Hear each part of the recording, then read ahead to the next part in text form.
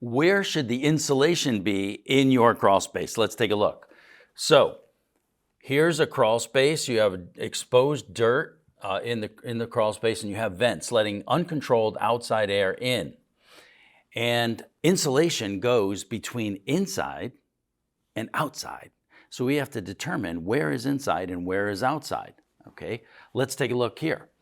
This is a typical crawl space. We have insulation in between the floor joist. These, where you see the light, are vents. That lets outside uncontrolled air in all year long. In the winter, it lets cold air in. In the summer, it lets hot, humid air in. And that hot, humid air condenses as we squeeze the air. We take 80-degree air and we squeeze it. When we make it cooler, we squeeze the air, we make the air smaller, and without taking water out of it, we raise the relative humidity. We have all kinds of water problems. Let's take a look here.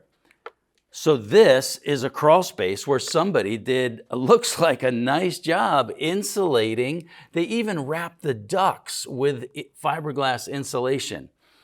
The problem is, nothing is so useless as doing something well that should not be done at all. Okay, why did they insulate that floor? Why did they insulate these ducts? Because they have vents. They have outside uncontrolled air coming in. And when you do that, you're going to have moisture problems. This crawl space is not going to look like that for long. There'll be mold on the wood. The insulation will get heavy and it'll start falling down. This is what's going to happen to it. See this insulation? It got heavy with water and it falls down. When it looks like this and it's falling, you have a moisture problem. Look at the nail heads in the beam. You see how the nail heads have rusted and that rust has gone along the grain of the wood? Well, that crawl space was never full of water. Why did that metal nail get condensation on it? Well, it's because it's cool and we let outside warm, humid air in, and it got condensation all over everything. And that tells you that the moisture content of this wood is very high and it's getting moldy and it's gonna rot. So where's inside and where's outside? Well, the way the crawl spaces were designed before is dysfunctional. It's having a dirt floor and having open vents, completely dysfunctional. But this is where the insulation should be. I invented crawl space encapsulation. And I said, hey, this is not a good way to do it, the way we have been doing it. Something is seriously wrong here. And these houses are going to rot from the inside out, 28 million of them in the United States.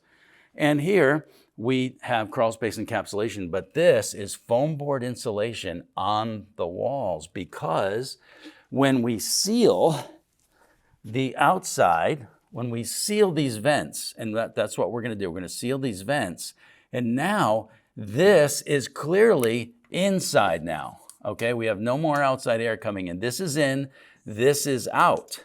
Before they were thinking, well, this is out and this is in. So let's put the insulation in the floor joist between in and out. But this is completely dysfunctional. We have ducts down here, we have wood down here, and we have air exchange between up and down. So this doesn't work. This works. When we establish that the crawl space is clearly in the house, we're going to stop letting outside uncontrolled, unconditioned air into it, and this is outside, then it's very clear.